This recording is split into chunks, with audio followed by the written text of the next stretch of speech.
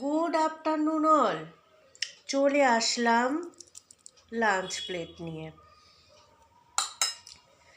লাঞ্চের প্লেটে রেখেছি আজকে হালকা তেল ব্রাশ করে ধনেপাতা কাঁচা লঙ্কা দিয়ে পরোটা, আর সাথে রেখেছি ধনেপাতা টমেটো দিয়ে মুসুরির ডাল আর বাঁধাকপি, আর রয়েছে আগের দিনের চিকেনের কারি। তো যাই হোক, এটা তো খেয়ে ফেলতে হবে।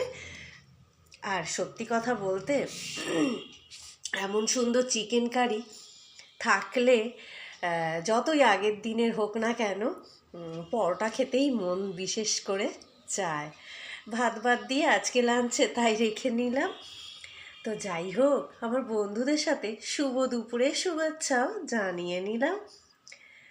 আর দেরি না করে শুরু করে দিই লাঞ্চটা। আর আশা করি আমার বন্ধুদেরও লাঞ্চ করার সময় হয়ে এসছে। আর আজকে তো সানডে। তো যাই হোক, এখানে ভিডিওটি শেষ করছি। নেক্সট ভিডিওতে আবারও দেখা হচ্ছে।